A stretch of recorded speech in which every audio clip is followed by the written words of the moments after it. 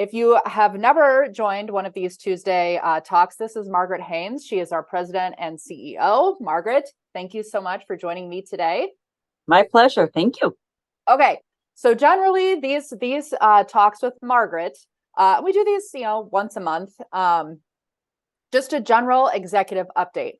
I do have a little bit of a theme that I want to go into today, and I'm sure you're just like, now what? What does Jen have up her sleeve? But anyway, let's just start with what we usually start with, which is kind of like a State of the Union. Here we are. It is Tuesday, November 14th, 2023. We are closing out the year almost, which is crazy to say. Thanksgiving is next week and Christmas is right around the corner, but 2023 is coming to an end here. So can you please just give our listeners just an update on current status, where we are right now, looking at, we're close to the end of the year, what's to come, just a general status update. Yeah. Wow, it is hard to believe that we're almost to the end of 2023 and Thanksgiving's a week away. But 2023 has been a great year for the brand. And so we are just having a lot of success this year. And just a couple of examples of that. So we just got off a town hall. We call it the Takeoff Tuesday. And it's something that we do every week that the franchise network is invited to, and they can invite their staff to come to. And we always identify what are the topics that we're talking about so they can make sure that the right people from their teams or themselves are joining those on a weekly basis. But really talking about what, going into 2024. But at the beginning of that call, we highlighted kind of where are we at as a network? And when we look at hours across, that's one of the many metrics that we watch. But we just this last service week that we have on record hit an all-time high for 2023 in terms of the total number of hours of care being provided in a single week. And we haven't been that high, and that number was 432,000 hours a week. And we haven't been that high since June of 2021. Mm-hmm. And we look at the history of the hours going through the pandemic. So coming into the pandemic as a brand, our ultimate high was 4,049,000 hours a week. And then we hit the main pandemic coming into 20, then built back a bit, and then the slower decline that as an industry everybody saw with the pandemic. And then it's been this climb back. And this year has been all about upward trajectory, and which is so wonderful to see, not only for our individual franchise owners, but what that means is, again, the number of hours of care being provided each week means that we are touching lives in such a meaningful way. And it's not just the clients we get to take care of, but it's also their loved ones that we give them peace of mind. It's the team members that each individual franchisee in their local communities that they can provide employment to. So it's just, we're really having a strong year, which is wonderful to see. Lots of that is because there's so much demand for our services. One of the things the pandemic did is really highlight the value of having your loved one be able to age where they want to age, outside of a facility, in their home, around their familiar surroundings. So that's wonderful to see. And then from a footprint perspective, we've also having a great year. Jen, you and your team have been doing a fabulous job of expanding the brand, which also is just an element that we are constantly looking at, because that means we're touching more lives, and growth of the brand makes everybody's individual business much stronger. So that's a quick highlight of just so much to celebrate in 2023 and a strong kind of trajectory taking us into next year. Okay, so a couple of things that you said. Thank you for that, Margaret. Yeah. I did want to comment on Takeoff Tuesdays. So that's something that happens every single Tuesday, the same time every Tuesday. It's a Zoom environment. So all of our entire franchise system, plus their office staff, plus everyone here at Right at Home Corporate, we all hop on the same massive Zoom meeting. and talk. There's a topic every Tuesday, and it's an awesome way to stay engaged with our franchise owners on a regular basis. We keep them up to date, and they have the ability to ask questions similar to this platform here. It's interactive. So just a fantastic way that we stay fully engaged with our franchise owners, and they can stay fully engaged with us. That's just one of the many ways. So just wanted to call out Takeoff Tuesdays. And then I know that you kind of answered this question, and I know there's a lot more behind it. So the growth in the hours you said is, one of the things that's driving that is just the demand for this type of service. What are some other things that are contributing to that growth in system hours? Of course, you said, expanding the actual footprint. So, awarding more territories, adding more franchise owners, opening more locations. Of course, that's going to drive network hours and that growth. But what are some of the other things that are really contributing to that growth in hours that we are seeing? Yeah, so certainly behind the growth in the demand is simply the aging of the population, right? And so we know as a society, we're just on the cusp of what's to come, which is the baby boomers. So we're still serving the traditionalist generation, but the baby boomers is that generation right behind them that will start to kind of start moving into kind of what I call our sweet spot of generally where we see the age of clients that we're taking care of. Keep in mind that that's a generalization, because where there's all different age groups that we take care of in terms of adults that need support or maybe are living with a disability. So just the population itself. But then what we've also experienced this year is an increase in the number of caregivers. So we're seeing growth rate in the number of caregivers that are working for the brand throughout all the different franchise locations. So they're getting more applicants coming in. They're getting more qualified caregivers to then be able to support that demand that's out there. But one of the things about our business model is it's constantly a balance between supply and demand, right? And so we're constantly out there as a franchise owner, you're out there constantly hiring. So someone in your office is working with caregivers to come in, train them, and get them ready to take that first shift. At the same time, someone's always focusing on how to make connections within the community to identify individuals that could benefit from the services. So those two metrics, key important metrics of the business model, are all moving in the right direction this year and obviously going into next year. And that's some of what's driving the growth. Okay, got it. And as you were talking, a question came in, and this may be a little bit challenging for you to answer. And for this anonymous listener who asked this question, go ahead and comment again if we didn't fully capture your answer here, but I'm just going to read it to you word for word, Margaret. It says, okay. Can you forecast for an owner the number of caregiver hours he or she should be attaining based on demographics of their region? Yeah, so that's a great question. And I would say in general, yes. Can we kind of give a forecast of where a franchise owner should be based on their journey of how long they've been in business? So we have historic information since we started franchising that kind of builds those algorithms, for lack of a better term, to say, okay, how should things be progressing? Now, overlaying what may be unique dynamics within that market, that's something that isn't necessarily feeding the algorithm, but that's what with working with your business performance coach, which we have a business performance coach that each franchisee would know who their coach is, that would be able to sit down and talk with them about, okay, based on what we're seeing in your local market, here's some reasonable metrics you might think. Again, at the end of the day, it's the franchise owner's decision to make in terms of what goals and objectives they want to set. But we certainly can give a lot of assistance in figuring out what makes sense in order to drive growth. Yes. Okay. Yeah. Perfect. To me, you answered the question. I don't see any other comments coming in from this listener, so you must have answered it for them as well. Okay. Good. So I'm going to shift gears a little bit because this is something that has come up pretty consistently over the course of the past few months, and I just want to visit with you directly about it. Okay.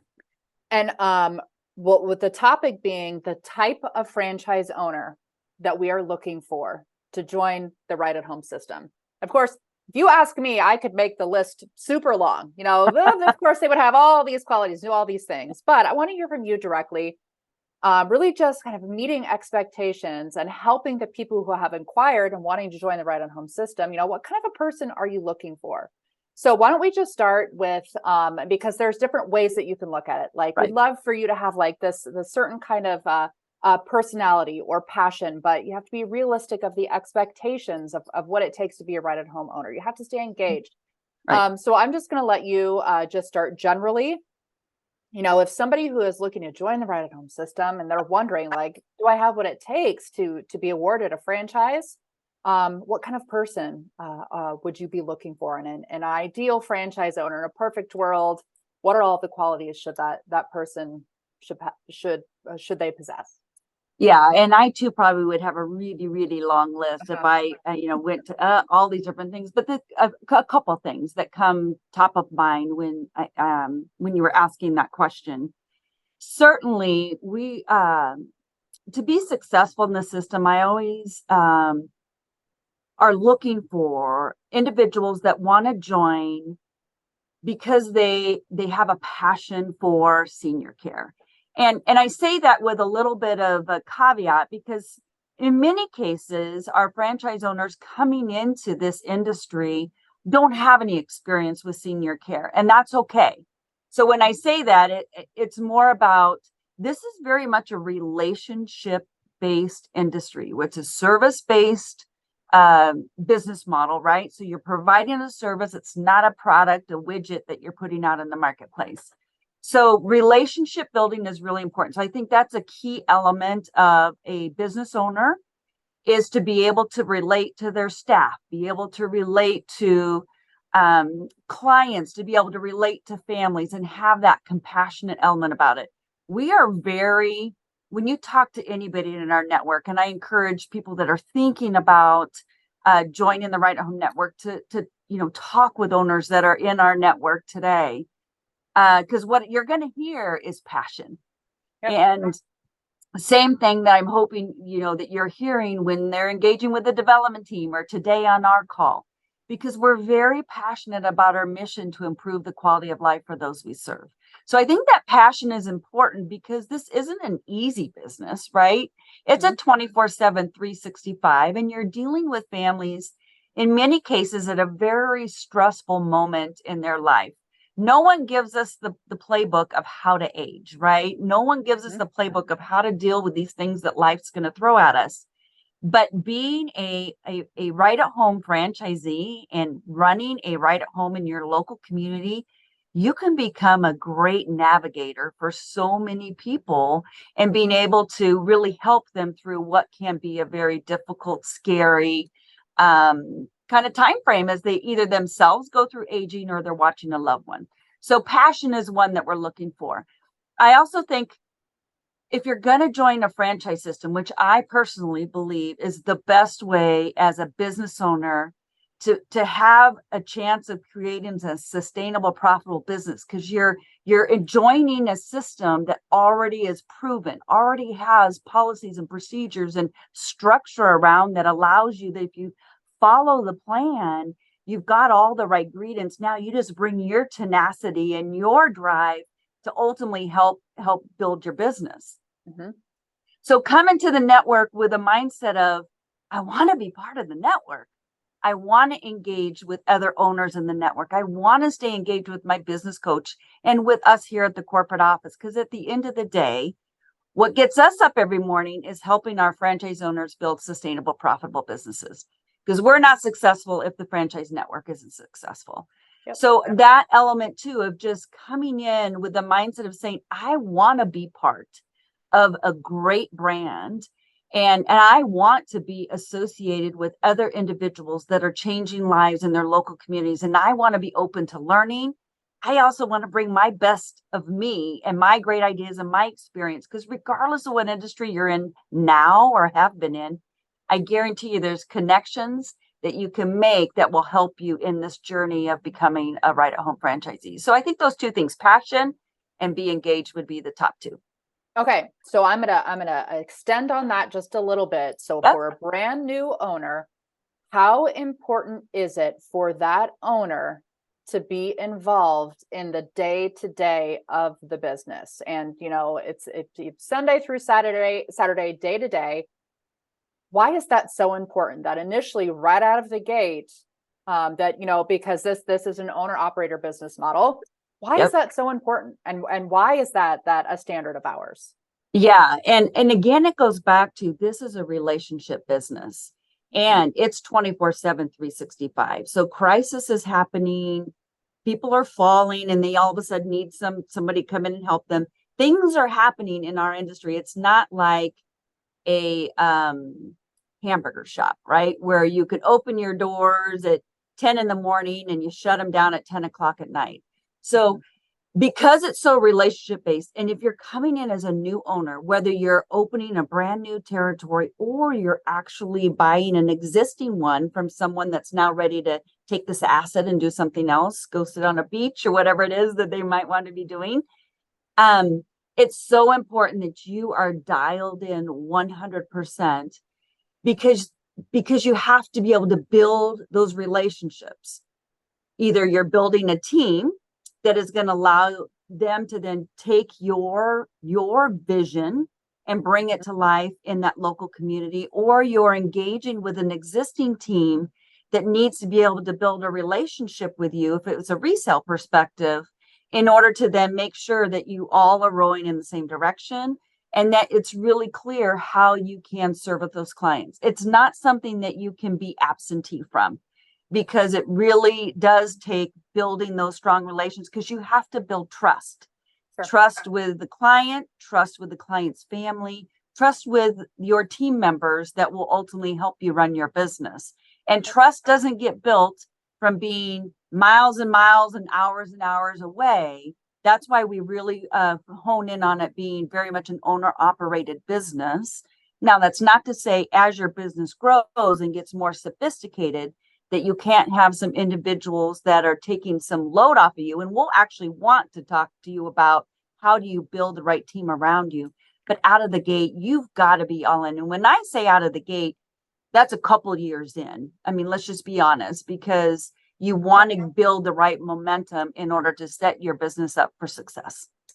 Okay, got it. All right. Yeah. So 2 questions have come in. I'm Okay. going to read this first one here. How do you recommend a new franchisee to distinguish themselves in the market as a trusted provider when they are starting off in a brand new territory? Yeah. Great question. And so we'll actually, as you come through the process, once you get approved to be a franchisee and you sign that franchise agreement, we're right there hand in hand with you. You'll actually have a right start coach, basically, that will help you through the process. And we're going to teach you how to build that confidence of how to talk with families about the services that you provide, how to talk to referral sources, and what do we mean by a referral source, and what are those types of things, and how do you start to engage in your local community in order to build that. We'll actually have you build out a video that we'll put on your website, right, that talks about why you got in the business, because people want to do business with people that they know and that they connect with. And that's how you can start to build a connection. And we'll give you lots of ideas of ways in which you can engage with your local community to start building that brand in those local towns and cities that you might be serving. Yes, and in addition to the brand standards, there is a best practices manual. Right. And it's a big, thick document of like, here are all the awesome things that you can do to grow your business. And I know there are a lot of things as it relates to that specific topic. And as a brand new owner, when you come to Omaha for your in-person, your Right Start onboarding process takes several weeks. Lots of it is virtual, online, prior to leading up to your residence week, which is your 1 week here in Omaha. And that is also something that is covered and discussed virtually, online, before residence week and during residence week. So in addition to all the things that Margaret said, I'm going to add to that. So you're going to have lots of resources, lots of help, lots of support as you establish yourself as a brand new owner in your territory to get out there and get the word out there that you've got a new business in town. Okay, so next question here, it says, how long does it usually take to get your first client? Oh, so I'm probably not the best one to ask in terms of what that range looks like, but I can say anecdotally that I get an email from our Right Start team Mhm. when new owners have gotten their first client. And I'm just so excited to see, just recently there was like, hey, so and so new owner just got they did their first assessment and got their first client. And it was like in 30 days of opening their doors. And I think there was actually one that was 15 days. So, Yes. I don't know what the average is. But I will tell you that that's something that your Right Start coach is going to be talking about Yes. with you as you're getting ready to open your doors, because you're going to be hiring some caregivers before you ever have clients, because it's kind of that chicken and egg thing. When you get your first client, you got to have some caregivers. In some cases, again, this is why it's so important as an owner that you're there, engaged, all hands on with your business as it's getting started, because you may be the one that serves as that caregiver to go out and take care of that first client, depending upon where you are in your journey. And that might sound scary, but again, we're going to help you prepare for that. And it really isn't. And it's actually great as an owner to have that opportunity to really understand what it's like to provide the services in someone's home. Yes, and I laughed when I read that question and your answer, because I was thinking of Nikki, who is our VP of People Strategy, and what her answer would be, and it would be, it depends. That's one of her favorite things to say. So I will answer that question in addition to you, Margaret, and I would say, I'm to quote Nikki, it depends. It depends. So you are going to be working with your Right Start onboarding project manager, and they're going to set a goal for you. I believe the goal is generally within 30 to 45 days. After opening your business and turning on the open sign, you want to get your first client, in hopes that you get it well before the 30-day period. However, but they're going to work with you on what that goal date is. And then the it depends part means it's really on you as the franchise owner to get out there, get your name out there, get the word out there. So making sure that you're doing all of the marketing and advertising that you possibly can. Without those things, it may take a little bit longer. But as long as you are doing those things and getting the word out there, it should fall within the first 30 to 45 days. Okay. Absolutely. Yep. All right. So 2 questions have come in. Let's see here. How are you helping franchisees increase their caregiver hours? Yeah. So we have an entire team that's focused on caregiver recruitment and retention. So that's all that they think about is what are best practices? What are things that we can do to support franchisees in their local communities as they're going out there and trying to hire? Again, the caregivers are the employees, obviously, of the franchisee, but we've got the wealth of this entire network of best practices. And then there's also systems that we will introduce or bring to the network that help with the process. For example, this year, we've really done a push on getting our franchisees to use an applicant tracking system. It's a way in which that it streamlines internal operations from a hiring perspective, recruitment and hiring, but it also creates a better experience for that potential caregiver that's looking to get a job. Right. And we know that when caregivers are looking for a job, whoever can respond to them first and start to engage them is going to have a better chance of bringing them in. And then we know if we create a great experience for them and their first shift goes really well, and you do the things to make that to be a success, then the odds of keeping them 30 days is higher. And then once you keep them 30 days, the odds of keeping them longer are higher. So we take the entire caregiver recruitment and retention experience and break it down to micro experiences. And then we dial in each of those and help train the franchisees and their team members on how they can leverage best practices throughout that whole cycle to build their caregiver bench. Okay, perfect. Thank you. Next question here, because we've got a little over 5 minutes left. Okay. It says, how would you respond to the concern that most seniors find it really hard to afford the cost of private and home care, especially in these economic times? Yeah, so I think fair question, and certainly with any kind of product or service, there's a section of the population that will be able to afford that product and service. So there are an element of the population that our services aren't something that are available, and they may be they are very reliant on the entitlement programs.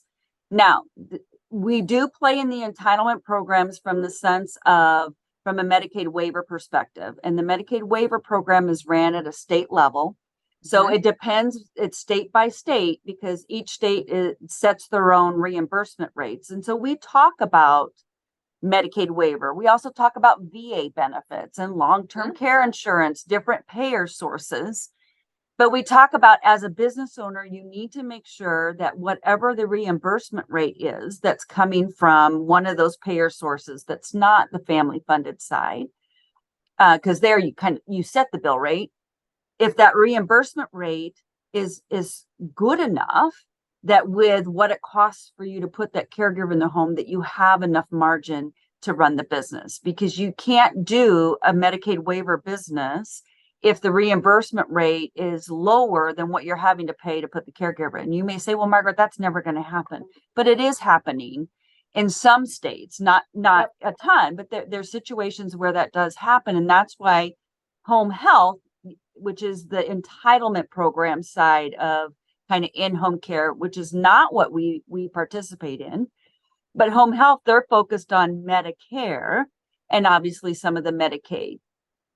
With them, you see that they are typically large systems like Viata and Humana, not individual business owners, because in order for them to work off of really skinny margins, they have to have sheer volume, right?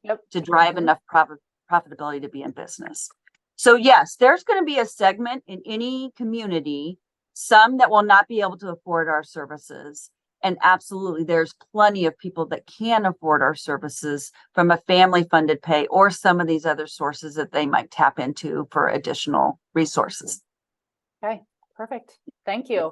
And we've just got a few minutes left. So any final parting thoughts for our listeners as we wrap up the call here? Anything that we haven't discussed? And I had a theme that I wanted to stick to for this call, and I only asked a couple questions because there were some really wonderful questions that came in addition to one that just popped up on my screen. So let me ask this question quick before we wrap things up here. Okay. It says, for a first-time franchise owner new to this space, what might be the hardest things to overcome in the first year? We could actually take that as a topic to cover for a whole 30 minutes, because there's a lot of things, to consider. But if you could just name a couple things to. I'll just hold on one, and it kind of ties to what I was saying earlier. I think, certainly a new franchisee coming on, it's just the fear of the unknown, right? And gosh, how am I going to learn this lingo, entitlement programs and different funding sources and all that? And what I'm here to say is, this is why you're part of a franchise network, because you're going to be in business for yourself, but not by yourself. And you're going to have so many resources around you, not only, again, what we surround you with from a corporate support perspective, but even your fellow franchisees that might be in the same state as you or that are in the same training class as you in your same cohort. They're all here to help you with that. And we're going to help you get over that fear of the unknown and giving you the lingo and how to really present it confidently in a way that allows you to be successful. Okay, awesome. Okay, well, that's all that I have for you, Margaret. Anything that you'd like to say before we part ways here?